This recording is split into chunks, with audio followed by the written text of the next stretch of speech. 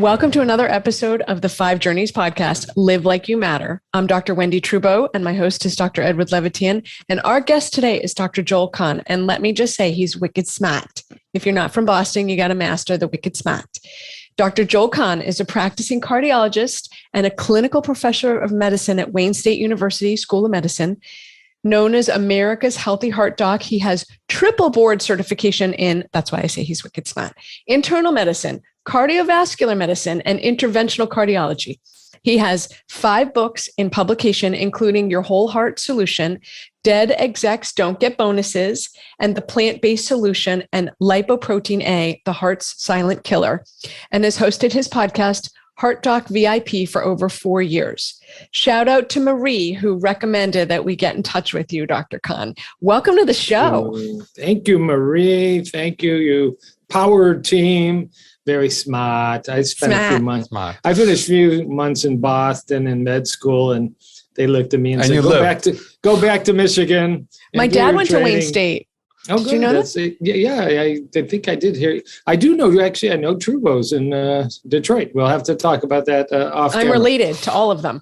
Oh, that's the same street I grew up on, actually. Really? All right, we'll talk offline. Oh my goodness! Yeah, so I'm personally excited to switch conversations. 5 journeys and 6 degrees of separation. Exactly. How about 1? Yeah. Damn. So are we ready to actually have a conversation now? Hold on. The world needs connection. And we just figured out some random doctor I've never met grew up on the street that my family lived on. That's pretty damn cool. Pretty cool. I think it's amazing. Thanks for bringing that up. Now, Ed, would you like to? I just want to give you I get to do this podcast being as appropriate or inappropriate as I want, but I don't have my wife of 41 years next to me kicking my ankles. I give you guys so much credit for trying. I wish you 6 and 16 years of podcast success. But I don't kick his ankles. Please. Too much. Bend your heads down, and I'm going to give you the priestly blessing right now that you should sustain and overcome the sore ankles. With any luck. All right. I'll talk about my black and blues later. So I'm personally excited because we've been doing the extended cardiometabolic panel, lipid panel for a while, and I don't feel like we get to talk enough about it. No. So, yeah, it'd be great to talk about. I'm really excited. Heart disease. It's heart disease. It's everywhere, and it needs to be talked about. So that's why I'm so excited to join you guys. Very cool. All right. So where do we start? What's a good place to start? Yeah, I mean, we should. Can we just? Yeah. I have a request, actually. Sure. Can we start with what happens in the body that you start to make cholesterol that people are thinking is not so good? Can we start with the basics for our listeners? Hold on. We got to go beyond that, which is, why do we care about cholesterol? Right. Exactly. And I agree. They're both wonderful intros, obviously, and truly, and always. Number 1 cause of death in the Western world, men and women, equal opportunity. We've made a very small dent in that in terms of reducing cardiac death.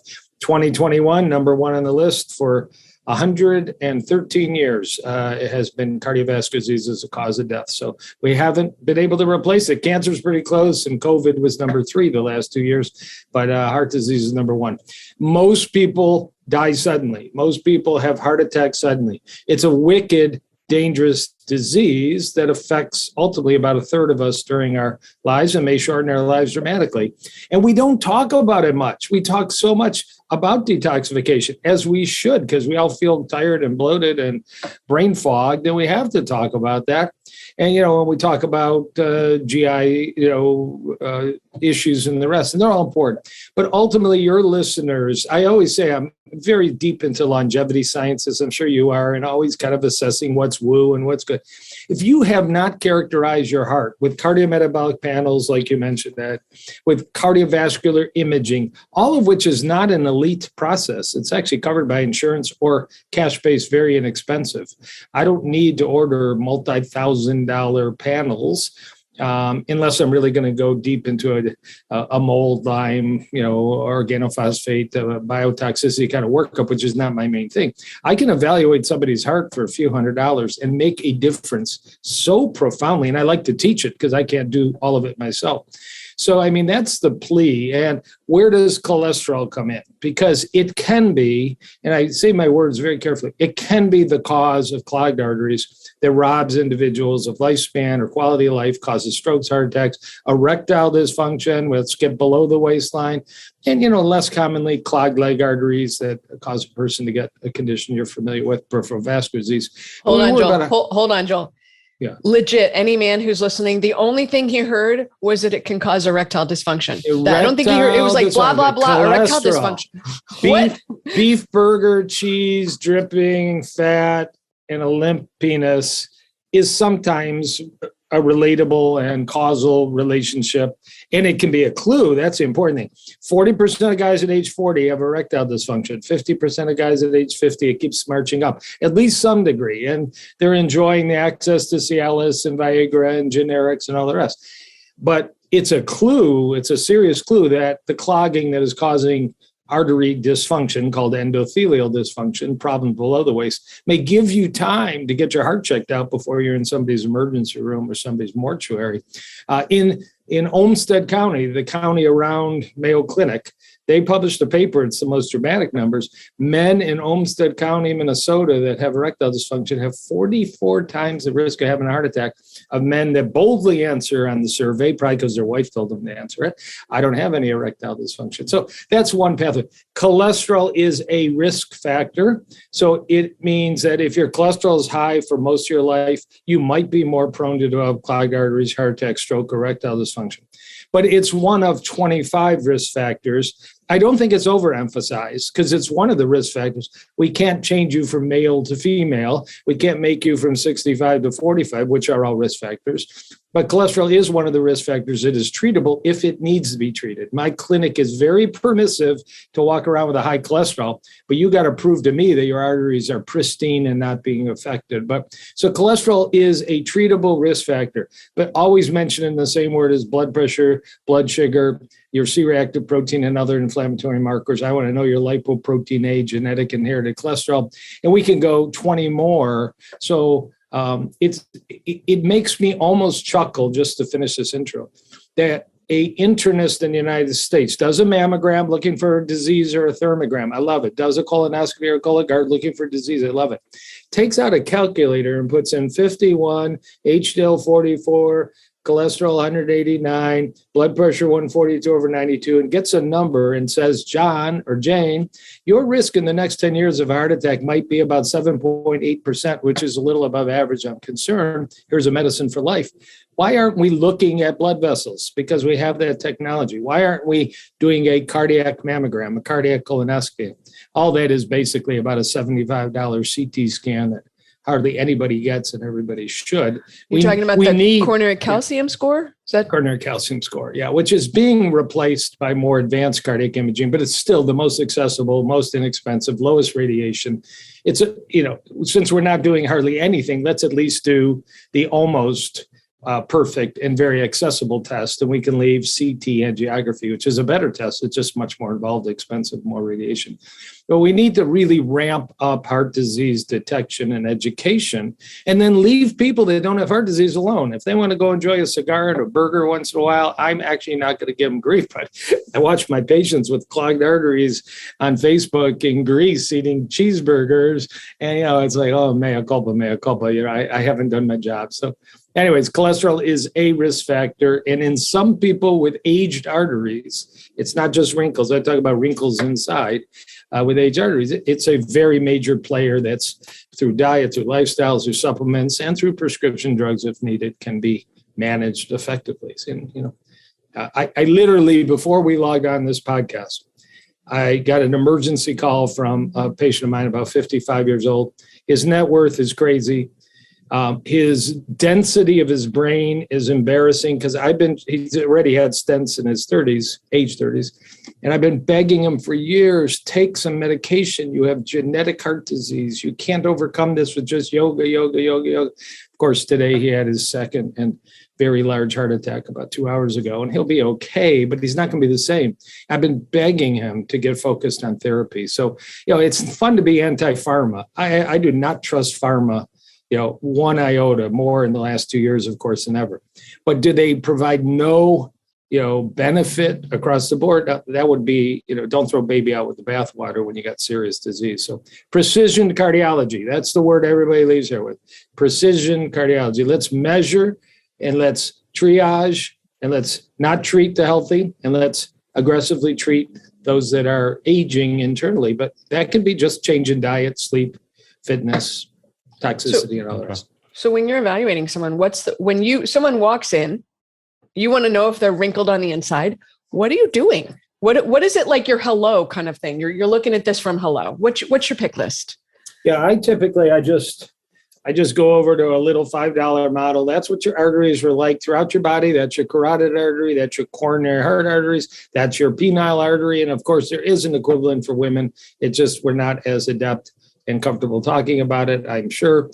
That could be arteries to the other organs of the body. And we don't know, just, wheel of fortune. Are you like this all clogged up? Are you like this 50% clogged? Stress test won't tell you. My EKG won't tell you. We're going to do a very deep history and physical, like all good functional medicine doctors do. I mean, I know when my patients have been to the dentist and their root canal history and their silver filling history, and I know their breakfast, lunch, dinner, snacks, and cheat foods, and I ask all those questions. But ultimately, I'm going to do that very deep cardiometabolic blood panel that Ed mentioned, because science and numbers are power. And I find nutritional deficiencies in most everybody, but I find the genetics, and just quickly, because we don't have 4 hours, of course, you're going to get a lipid cholesterol panel. And I don't care if you're fasting or not. If you ate breakfast, I want to know if your triglycerides are 700 because you have a metabolic disorder. We'll take your blood when we can get your blood. I'm going to do the cholesterol numbers. I want to know if you have genetic heart disease, lipoprotein A $25 blood test that about 25% of people inherit from mom, dad, or both, and can be quite dangerous, but it's still a risk factor. I have crazy patients with crazy high lipoprotein A's and their arteries are fine, and we just ignore it. I want to know your inflammation panel. There's a little gene called 9p21. You can get it on the Quest Lab panel and maybe others. It's not that expensive, and it's actually the most predictive gene for developing premature coronary artery disease, except there's nothing you can do about it. You can just tell a person you're at risk and you need to do more with your lifestyle. And if you had, is that on 23andMe? If you had that done, it's on 23andMe, and it's available from Quest and LabCorp. It's available as a, and then in addition to labs, in addition to history, in addition to physical, we're going to do some vascular imaging. We're going to know by the next visit, are you here or are you here? The most accessible way, and maybe your audience, isn't aware, because this is 2022 and we still have maybe 5% of primary care docs ordering. But in 1990, a test was developed, a CT scan, and you said the right name, Wendy, coronary artery calcium scan. Sometimes we call it a CACS, C-A-C-S. There's about 2,500 research studies in humans on this test. You're on a stretcher. You go in a circular CT scanner, no IV, no injection, no pain, no iodine dye. They tell you to hold your breath for 5 seconds and you go home. Very often you're wearing your shirt. You might have a couple EKG leads for the 5-second breath hold. The report comes back same day, next day. Your coronary artery calcium score is 0, meaning by that age in your life, 45, 50, 55, you've not developed bone-like deposits in your heart arteries. And most plaque, most disease in heart arteries is calcified. So it's not a perfect test because we can't see the other cheese-like plaque called soft non-calcified plaque. But they usually, birds of a feather, run together. And if there's calcified plaque, there's also non-calcified cheese-like soft plaque. I keep saying cheese-like because it's probably the major cause of cheese-like soft plaque. And if you have a calcium score of 0, I might do one other test. It's very simple to do a carotid ultrasound with digital imaging. Everything now is precision, precision, precision. And I'm going to find out, I should definitely cover up this patient's name, if your carotid arteries to your right brain and your left brain are completely clean. This is actually a patient I saw this week, 45-year-old cannabis magnate in Detroit, owns all of the dispensaries, doing very well. But his cholesterol is 335. And, he was referred to me. I'm worried. Well, he has a calcium score of 0, and he has carotid arteries that are like a 35-year-old. I can't figure it out. I mean, he goes to the right Chaldean church. Whatever it is, I'm happy for him.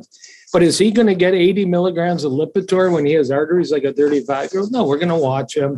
We're going to educate him on diet and any data on THC and cholesterol? Because that would be my first question. Well, yeah, he's actually not a big user. He's a big seller. He's not a big user at all. There is, for your audience that doesn't know this, I'm drinking herbal tea at the moment. I'm a big coffee drinker in the morning, but unfiltered coffee can raise your cholesterol. There's a component called caffeistol, and you really want to use a drip coffee. You really want to have that brown organic paper collect the grinds. If you have if either you're putting in ground coffee or you have I have a Breville that grinds the beans on top. But as it drips through the brown paper, organic paper, it actually captures the chemicals that raise cholesterol from coffee. It's actually true. Espresso raises cholesterol. Filtered coffee, even if it's full caffeine coffee, does not raise cholesterol. It's even to the point last year in the European Heart Journal, they had 25,000 people followed for 20 years. People that dripped coffee without a filter versus people that dripped coffee with a filter, there was a survival difference estimated in this non-randomized study. So THC less so. I just brought up the coffee thing because coffee is always everybody really cool. Loves. Well, it is pretty cool, and it's heavy stuff. I have a question about that. What about did they include the non-coffee drinkers in the study to see where they fell on that spectrum of risk? No, this was because I'm the only non-coffee drinker in the world. Basically, you're a non-coffee drinker. Yeah, it's a good place to be. And there's lots of all other questions. Keurig cups. I mean, I doubt you like Keurig cups because you're putting hot water through plastic pipes and plastic cups. I'm not a big fan. You won't find a Keurig machine in my office either. And no aspersion to Keurig. I don't know the family or the business, but I just don't like hot water and plastic. And I know you feel the same way. So anyways, that's what people do. People come to my office and say, I feel fine, just check me. And others say I'm breathless and others say I have funny pains. And of course, some have had bypass. And it's shocking. And you know this. I am not the court of last resort, but I'm very often the second, the third opinion. And, Jim, you had bypass 22 years ago. Have you ever heard of a video called Forks Over Knives? Do you recognize the name Dean Ornish, MD? Has any cardiologist brought up food as medicine? And it's just, as we say here in Michigan, like a deer looking at headlights at night. I mean, it's like this lost look at night. And your relatives on the same street I grew up would know what a deer looking in the headlights is like. Oh, we've hit a couple of those. We have a lot of deer running around Michigan. So, it's a shame. We have so much work to do, but early detection, you would like to find out that you have risk at age 35 to 40 so you could implement all lifestyle. I mean, you don't need to take pills, maybe a supplement or two. Do you measure intimal thickness? Are you into? Yeah, that is, again, so for the audience that doesn't know, I'll cover up. I doubt you can read it through the wonders of camera, but it says right here, carotid IMT, which stands for CIMT. T is for thickness. A thicker artery is a sicker artery, and you need digital imaging. Just you take a little picture of your carotid, you measure how thick it is. It should be about 0.6 millimeters for pretty much, I'm older than you, but for an average age person. If it's 1.1 millimeters, twice as it should be, you're old. And in fact, the chart, actually, there's big databases. You're 48 years old in my clinic, and it says you're 78 years old on the basis of your artery age. Very reversible number. I love the test. In very few states is it covered by insurance. A standard carotid ultrasound is covered by insurance. The calcium score is between $50 and $150, and you usually pay cash. In Boston, it's $300 probably. They're ripping people off. At University Hospital in Cleveland, they do it for free. If you walk in the University Hospital in Cleveland, they are so committed to the idea that public screening is of value, they do it for free. In the state of Texas, it's covered at age 50 in your insurance program for every citizen in Texas. But in most states, you pay. The carotid IMT ultrasound is not covered by the standard carotid ultrasound billing code.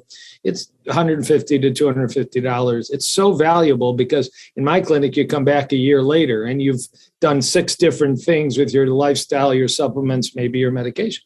And we joyfully celebrate, boy, you just dropped 7 years of artery age in 1 year. And I put those pictures on Instagram and Facebook all the time. And I don't see too many other cardiologists. I fully believe Ornish was right. Esselstyn was right. Pritikin was right. Barnard is right. Disease is reversible. It's better to prevent it. I mean, I'd rather catch somebody young and they always have clean carotids. And I'll just say I'm 63 with a little change. I have not a plaque in my carotids. I have thin carotids. I have a calcium score of 0. I have a coronary CT angiogram that has no plaque. I've been vegan for 45 years. I do work out every day. I have a lot of habits that are imperfect. And there's always 5 pounds that I'm praying prolonged fasting mimicking diet is going to make go poof, and makes go poof for a little bit, and then it comes back. And you guys should definitely have Walter Longo on your program to talk about, prolonged and the fasting mimicking diet. But we're definitely going to invite him. Tell me how you got into this. Early. Yeah, good question. I did, you will relate. I grew up in a home where we did the kosher diet, not the most popular New York Times book. I went to University of Michigan at age 18 in a undergrad pre-med combined program, like I think Boston U has. And so I could graduate a couple years early. And I couldn't keep kosher at the dorm, so I started eating the salad bar. And then anybody asked me, what are you? I said, I'm a salad bar-itarian. And I went through my training. I trained in Dallas, Texas, the home of all kind of barbecue joints, and I ate okra. I trained in Kansas City to learn how to do angioplasty, the home of KC Masterpiece, and I ate, zucchini. And I just kept to it. And then in 1990, my first 3 weeks in practice, I'm reading a journal, because there was at that time paper journals, not online journals. And there's the Lifestyle Heart Trial by Dr. Dean Ornish, MD. I didn't know who Dr. Ornish was. I knew some of his co-authors because he had a lot of really prominent academic co-authors. And that was the famous study that said, if you take advanced heart disease patients, often very symptomatic with symptoms, prior bypass, prior heart attack, and you dramatically change their lifestyle, plant-based diet, yoga, meditation, group support, some walking, you can actually shrink plaque measured by the most advanced technology in the world in 1990. And so I just said, I'm now a interventional nutritional cardiologist. I don't think there was another one on the planet. I'm just going to tell people what I've been doing, because now I have I never told anybody. I never really discussed diet with my fellowship-based patients. But once I got in practice, I asked them to read Dr. Ornish's book, and then Dr. Esselstyn's book, and then Forks Over Knives. And then I joined A4M and went through formal integrative training about a decade ago. And it's just, it's a wonderful, slightly expensive way to practice medicine, to spend some time with, with educated and lifestyle-oriented people like you. And, and then yet people think I do, like I wear robes and something. I mean, all I do is read science. All I do is read research. All I do is try. I'm usually the guinea pig. I'll go for anything. You've got a new cholesterol-lowering drug that's a rectal applicator. Oh, yeah, I'm in, because that's really a true story. It's an amazing compound that actually does work, but we'll do that on the next podcast. So root cause, your patients know it, but your audience knows it. I mean, root cause medicine. What caused you to have old arteries, and what can we adjust so they don't keep getting old, and maybe we can actually get them younger so you stay away from the medical system. You guys know it. I was a hospital doctor for 25 years, cath lab, ER. Sorry. Seeing people That's suffer, hard. diseases that never needed to happen. So I'm still planning to do this for a long time, because, you're turning over one starfish at a time. And we don't have a medical system that teaches what you teach and I teach. We have to go seek out those special clinics like 5 Journeys. So kudos for you. Thank you. You too. Tell me I have a quick question about genes, and I know Ed has 18 million questions. Always. But tell me about in addition to the one gene you mentioned, are you looking at anything else? Like, are you looking at MTHFR? Like, what do you have a gene panel? I don't. There's probably about 6 months ago, there was an excellent paper, and I think it was published out of the Mayo Clinic, where they took 800 heart patients and they ran a panel of 162 cardiovascular genes. It wasn't 23andMe. And they actually found, surprisingly, that they estimated that of their patients with atherosclerosis, prior heart attack, bypass stents, erectile dysfunction, again, that 60% was lifestyle and 40% was genetics. That's the highest number ever reported, because unless you do a big panel, you're obviously never going to know, other than taking a family history and supposing that it's genetic, you're not going to know it. The number one gene on that panel was proved to be this NP21 gene. We still don't know why it raises the risk for atherosclerosis and for abdominal aortic aneurysm, but it's available. And when I get a 41-year-old that's had a heart attack and a stent and we're scratching our head, I mean, it will be a routine part of my panel. ApoE, did you inherit ApoE4 or double fours, which is not a fun thing to inherit, although there's a new phase 1 research study for people that inherited ApoE44 that I've got enough patients trying to refer them to, but phase 1 studies are dicey. Everybody gets an MTHFR, but I'm not running a full panel beyond that, mainly due to expense. I mean, I got enough to focus on, identifying. The only one that's actionable is when I check lipoprotein A blood levels, which I urge everybody listening to ask their primary care, their functional medicine doc. I heard about this cholesterol called lipoprotein A. Can I get a blood test? Or send your blood to lifeextension.com or send your blood to some of the other companies that will let you order your own lab test for a few bucks. But, that is an actionable. So let's talk about the interventions. Let's talk about why lipoprotein A in particular. Yeah. Oh my goodness. I'm the one who went to the basis first. Shocking. Usually you're the one who's like, talk about why, but tell me why that one, right? There's this whole panel we get. Why are you picking on lipoprotein A? So lipoprotein A was discovered in 1963 by a Scandinavian scientist as a cholesterol circulating in the blood, made in the liver like the more commonly discussed LDL cholesterol molecule, but made in a separate pathway. It's like one automotive line making Chrysler and one automotive line making Ford. 25% of us inherit the ability to make lipoprotein A, which means there's about 1.6, 1.7 billion people in the world, or in the United States, 90 to 100 million people in the United States. They have no clue that from conception, and by about age 2, if you inherited lipoprotein A, it's fully being made and circulating in your blood, age 2, age 3, age 4, age 5. That can cause inflammation, atherosclerosis, thrombosis, can cause your valve called the aortic valve to calcify and get premature aortic stenosis, but mainly to cause atherosclerosis. It can be taken up in the wall of arteries, just like standard LDL. It looks like LDL cholesterol with like a funny head mask on it. It's got this piece called ApoA. That is attached. And so why lipoprotein A? Because it's extremely common. If 1 out of every 4, 1 out of every 5 patients in your clinic, in 1 week, you're going to identify, 10, 12, 20, whatever. You're going to be telling people, I always chuckle when they're 82 years old and I'm telling them, boy, your whole life you've had this thing, but it's a risk factor. People will live a long and healthy life sometimes with it. But, I check their arteries to triage them, lipoprotein A with premature disease, lipoprotein A with healthier arteries. And then the pharmaceutical industry is 3 companies right now, Novartis, Amgen, and a company called Silence Therapeutics, have actual pharmaceutical drugs because statins don't lower Lipitor, Crestor, Zocor, Zetia, which is not a statin, of course. They don't lower lipoprotein A, and they sometimes actually cause a reflux increase in it. So all those people out there that are taking Crestor and they've never had their lipoprotein A checked, their LDL goes down, and they don't have a clue if they're the 1 in 4 people that might actually be having a bit of an adverse lipid reaction with their lipoprotein A going up.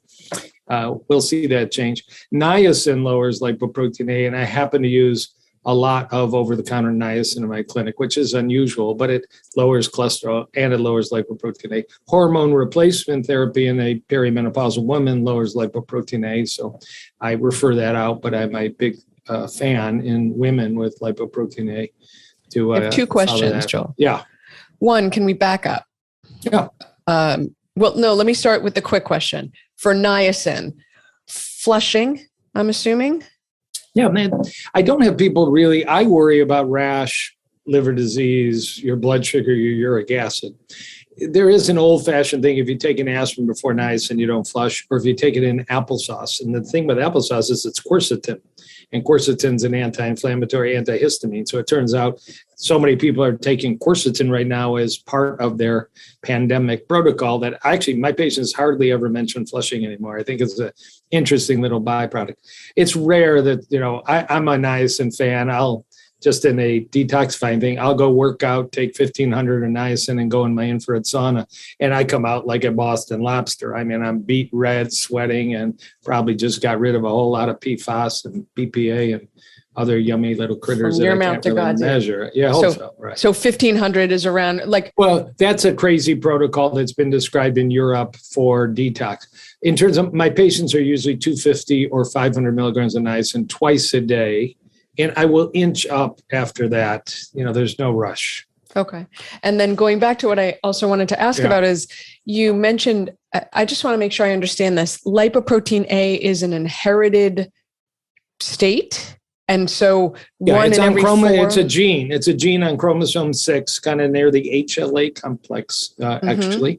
Nobody knows if that's meaningful or not. And there's only 4 species on the planet. And if I can remember, a hedgehog, some of the primates, and I think it's a fruit bat, and humans are the only species that make lipoprotein A. It may be why humans have the ability to clog their arteries and dogs and cats don't have the ability to clog their arteries in part. So it's a strange little beast. And with the pharmaceutical industry now fully engaged, Novartis particularly, every doctor in America is going to be detailed on lipoprotein A heavily in the next 3-4 years, because there is an 8,000 patient phase 3 study that's actually completed enrollment in people who had a previous stroke, previous heart attack, and a high lipoprotein A, and double-blind randomized. So there will be a drug called pelacarsen, unless there's some major signal for harm that I think nobody really expects, by about 2025. So if you inherited this gene, you're someone who will make more lipoprotein A than the neighbor who didn't. And how do you test that? This is also through 23andMe? No, that's actually a simple blood test. You don't have to check the gene. We're just checking the blood concentration. And if it's elevated, you assume you can check the gene, but there's no reason to. Until we have a CRISPR technology or something like that, there's no reason to. There is no other cause to an elevated lipoprotein A other than genetic inheritance. Or you had a borderline level and somebody put you on Crestor and Lipitor, and now you bumped it up 50%, which isn't always a horrible thing, but it can happen.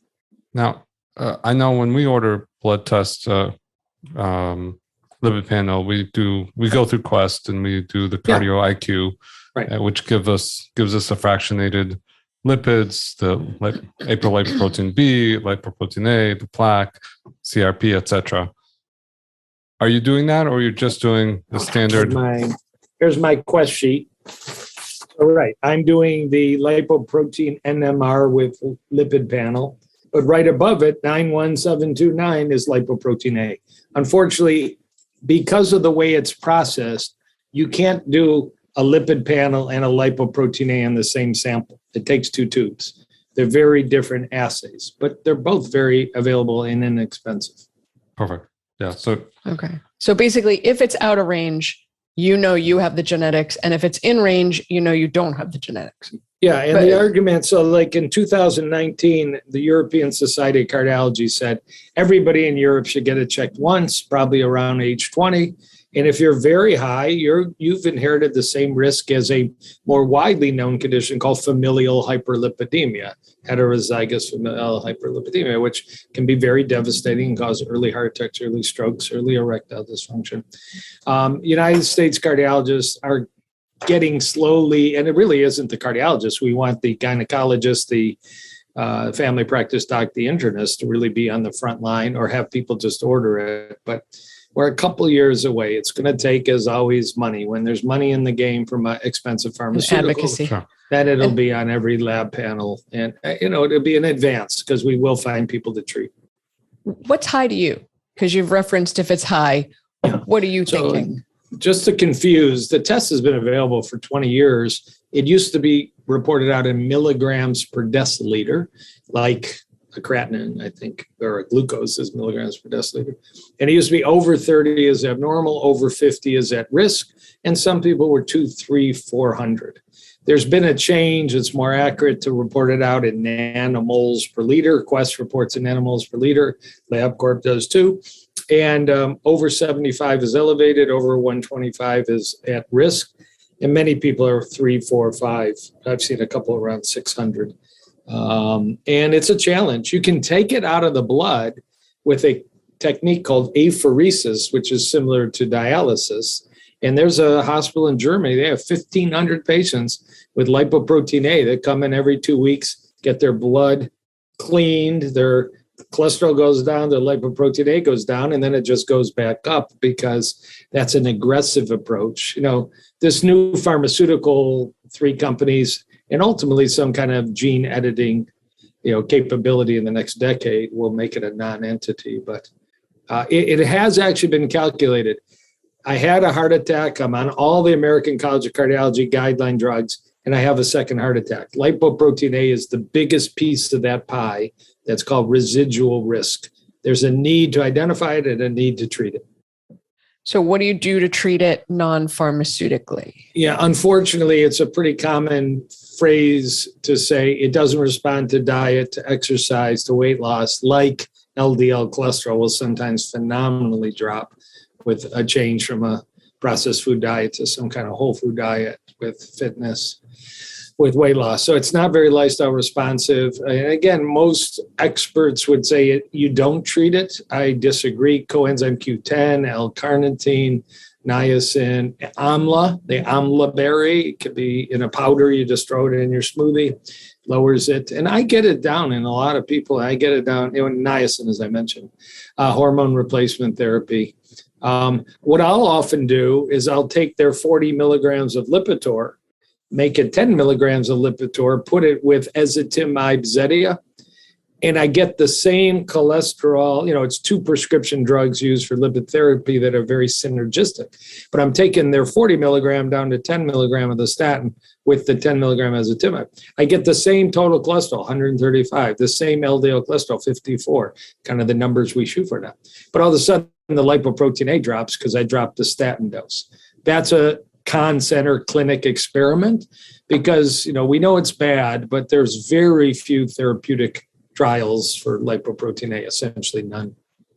Okay, so niacin, it's so funny. I started niacin about a year and change ago, and I'm due for my labs. I'm super curious whether it's made a difference. I'm the chosen person, right? I got all the terrible genes. So I got the lipoprotein A, the celiac, the homocysteine, got it all. So I'm just really curious. I'm so curious what effect, because I've been in the sauna for a year and a half with the niacin, and I'm curious what effect that's had. So I'll keep you all posted. Good. So I'm very curious because you have a very provocative how to never have a heart attack. Right. How do you do that? I think that is, and I don't believe, as some of my peers that are in the vegan medical world that I have great respect for, who say you're bulletproof if you eat a whole food, plant-based, low sugar, no sugar diet. They often include no oil diet. That's a point of controversy we might talk about for a minute. I don't believe that at all. I believe you can have an excellent lifestyle and genetics can overwhelm it and you can have a heart attack. So, if you'll come in at age 40 to 45, rarely younger, and get a good blood panel, get some vascular imaging. Is your carotid showing you're 20 years older than you thought? Is your coronary artery calcium score showing you're 20 years older than you thought? And either do very well on it and come back in 5 years maybe, or do very poorly on it and institute a plan early. A real precision medicine plan. You have no omega-3 in your body, you have no vitamin D, your C-reactive protein. And as you guys know, sometimes it's hard to get these things to improve upon, but I'm sending people for dental CT scans and all kinds, we're chasing everything down we can. But early putting a focus, a woman gets a mammogram around age 45. Now the new colonoscopy is age 45. People should just assume I need to find somebody to check the heck out of my heart. Certainly if the lifestyle and diet and habits have been bad, or if the family history. I had a woman in the office yesterday, her mother had a heart attack at age 42. She's my prime target. She needs to sort out, and we can help. Was that mom's poor lifestyle, or was it mom's genetics and you carry some of those genetics? And it's a 1-2 punch. It's a little blood work, it's a little imaging, and then I guess punch 3 as we sit down and go over it and make a plan. Cool. What else should people do? Did we skip talking about anything? So we talked about the supplements. We talked about seeing someone. We talked about getting the data. But, you get the data and it's not so good. You get the niacin, the carnitine, the CoQ10. Are you advocating for a vegan only diet for people? Where do you fall on that? This is a bad disease that can be tamed, can be prevented. The only diet plan that's ever been shown to halt and reverse plaque, and I think it's the soft non-calcified plaque, is a diet that's nearly or total or completely whole food plant-based. So I'm the only cardiologist ever to lecture at Paleo FX in a friendly, open-minded way, and I have. And I'm the only cardiologist plant-based to be on Sean Baker's carnivore station and to debate Paul Saladino, the carnivore diet guy on the Doctor Show. I will have conversations, be social. I would call Sean Baker the carnivore diet, actually a friend and all. But when you're going to talk heart disease, I'm not, we want to talk a thin body. There's a lot of ways to try using diet to get a thin body. When we're talking, I had bypass surgery 12 years ago, and my doctor tells me to add steak and cheese, and, your carbs are too high because you enjoy a bean salad. I mean, I've got to spend the time to bring people back to reality that the 95% of the scientific data, it's never going to be 100%. Is you want to talk prostate cancer, breast cancer, you want to talk about recently melanoma, eating tuna fish and raising your risk of melanoma has been in the news. You want to talk about Alzheimer's, dementia, a largely or completely bright, colorful, organic, whole food, plant-based diet, with most of it home cooking is going to win every time. But I don't tell those that adopt it, you're going to be perfect, or you won't need to have vitamins because, yes, you may, be missing iodine or selenium or just simple things to check and correct. So I do think it's the best choice. And I think, if you're struggling with weight, I mean, there are different pathways for that. But if you're struggling with heart disease, you got to read Ornish's Undo It and Esselstyn's Reverse Heart Disease and Mr. Pritikin's books. And you got to know who these people are because, we're talking hundreds and hundreds of scientific studies versus essentially zero for alternative diets. I'll just bring up olive oil has been a bit of a hot point in the vegan doctor movement. The best diet in the world is a whole food, plant-based, no SOS, no salt, oil, sugar diet. Well, that was based on what, in my analysis, are some small healthy volunteer studies where they drank olive oil and measured their artery function a few hours later. In Spain right now, thank God, they're doing a study of 1,002 people with heart disease. So these are not healthy volunteers. These are heart patients. They went on a high olive oil diet in Spain or a low olive oil diet. All the diets were low in saturated fat. All the diets were high in complex carb healthy foods, but high olive oil, low. Everything they're measuring was 7-year follow-up. They actually stopped the study early because there was fewer events in the high olive oil arm, fewer heart attacks, fewer bypass. They had to stop the study early. But when they look at the carotid IMT, like you mentioned, Ed, it's actually better in the high olive oil group. When they look at endothelial function a year, it's better in the high olive oil group. But when they actually look at heart attacks and survival, it's better in the high olive oil group. So I don't sell olive oil. I've been called an olive oil, snake oil guy. My wife doesn't like olive oil. I'm quite a collector aficionado. But I think, when you get a study that defines and has challenged and has refocused us that, you do a 20 patient 1 hour study in a healthy volunteer compared to these, we need to rethink it. So it's a small little point, but it brings up a lot of countries. You talk to Dr. Fasano, who I know, or Dr. Longo about olive oil, they're going to, what do you mean it's not healthy? It's what, they put it in my baby bottle when I grew up. Now, olive oil do they, in that study, are they making sure that it's real olive oil? And not rancid. Not rancid either. Yeah. Rancid or combined or. Yeah. Yeah. Every family got a liter of extra virgin olive oil once a week. So it couldn't be, fresher. It's certainly, they weren't going to the Wegmans and buying it in a plastic bottle sitting on the shelf for 2 years. Nothing against the Wegmans. Wait. I hope they have high quality olive oil. Did I track this? So the olive oil was bad? The olive oil was good? No, that was good. It was good. It was good. Right. But Alessio would say it was good too. So that's where I got confused. I was like, but wait, there is this small slice of the plant-based medical world. Because there's a cardiologist, Robert Vogel. He was the director of the Pritikin Center in Miami for a while, who did a fascinating study. It shows up, if you haven't seen the documentary, The Game Changers movie, please watch it. Oh, it's a fascinating, diet disease study documentary movie from 2019. But there's a scene where Dr. Robert Vogel, he was my mentor at University of Michigan long ago, now he's in Denver, shows how olive oil may cause some endothelial dysfunction. But again, how many of us take a beaker and drink olive oil like that? Some people do, and I'm not even sure that's wrong. But when you put it on a beautiful tomato, onion, cucumber salad, I mean, you're eating like, a panzanella salad from Rome. I mean, you're eating it like a Roman. How can we get high quality olive oil?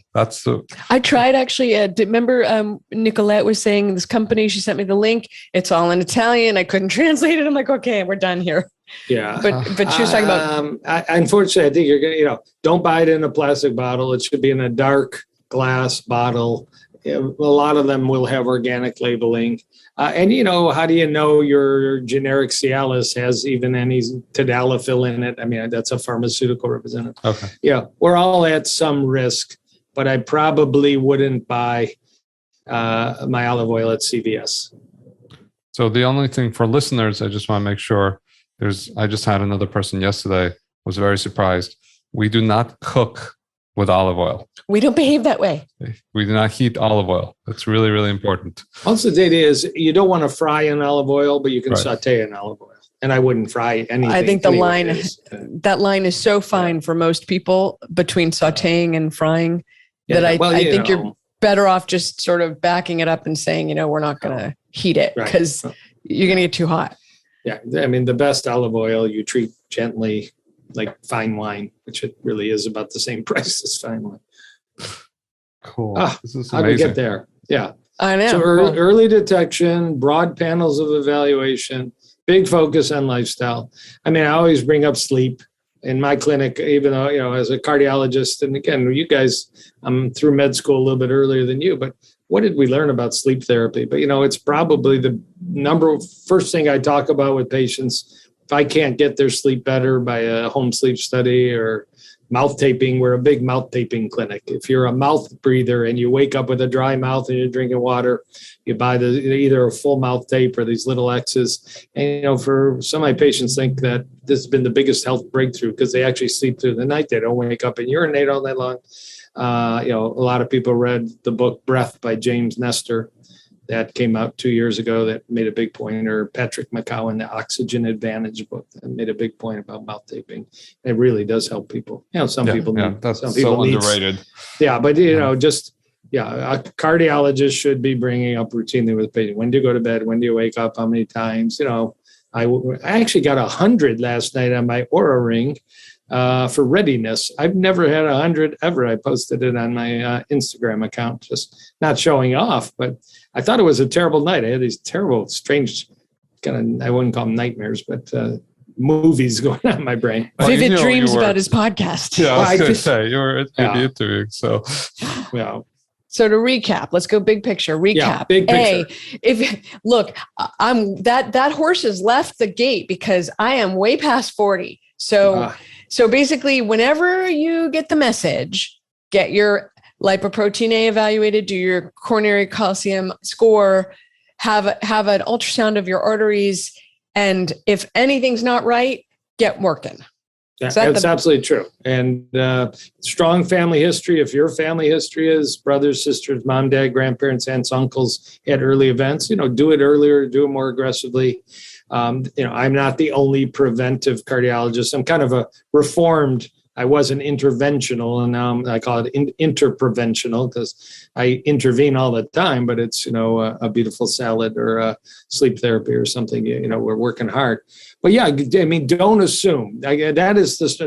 Don't assume you'll get burned over and over. That just because you look good and feel good, you're good inside. I mean, I hate to say it. You may be. Yeah. But you're about $500 away, maybe, from knowing for sure. And if you do the calcium score, you might just be $99 away from knowing for sure. I volunteer in a little clinic in inner city Detroit. I can't order a stress test. They don't have insurance. That's $800. I can't do an MRI. That's $1,200. They can afford a $75 CT scan. They're getting better care than some of the executives that are running companies that are doing, hundreds of millions of dollars a year. It's a crazy irony that the best test for accurate heart early detection is actually one of the least expensive tests on the panel, except in Boston. You guys are you got to work. Of course. How often do you repeat the calcium score. Yeah. And there's a change going on. I'll bring you really up-to-date precision cardiology. There's what a calcium score shows and doesn't show is crucial. So if you're a 0, the sign so I do my calcium score about every 5 to 7 years, more like 7, 8 years. And that's what the science says. If you're a 0, wait 7, 8 years. The amount of radiation from a coronary artery calcium CT is like a mammogram. Women get mammogram every year or two. We're talking about maybe once every 7 years. And really, if you've had 2 of them and they're both 0, you probably can stop. You're probably not going to develop atherosclerosis. You're lucky you got good genetics or good lifestyle or excellent doctors at 5 Journeys or something. If it's high, I don't repeat it because it never goes down. We don't really think calcified plaque disappears. I mean, the number of actually verified cases where somebody had a calcium score and the second one seemed to be low are very small, questionable scientific studies online. I will probably move that patient in the next couple of years to a coronary CT angiogram. This is a huge revolution in cardiology. It's a bigger test. You have to get an IV. You get injected with iodine dye. You really feel hot, like niacin for 20 seconds. It's about triple the radiation. It's still not crazy radiation, but it's about triple the radiation. But now using both the fact that the dye enters the coronary arteries and the reports come out, telling 2 things you don't get on the calcium score: how much soft plaque, how much non-calcified risky plaque you have. You can't see it on the calcium score. And how much narrowing is in your arteries. You can have a high calcium score in arteries that are only 10 or 20% narrowed. You can have a high calcium score and have 80% narrowed arteries. You just don't know. The CT angiogram with the dye, everything. So I wasn't a big order of them, except in an emergency room setting or somebody with previous bypass where I want to know how many were open. But now there's an artificial intelligence company called Clearly. I'm not an investor, Cleerly. They're in New York City. They'll take your CT angiogram, run it through this crazy analysis. And I'm sitting down and telling my patients now, it's like cancer grading. You have stage 4 coronary disease because you have 822 cubic millimeters of plaque, 600 cubic millimeters is soft plaque, 222 cubic millimeters is hard calcified plaque. You've got a 47% narrowing in your proximal LAD and a 18% narrowing in your mid-right coronary artery.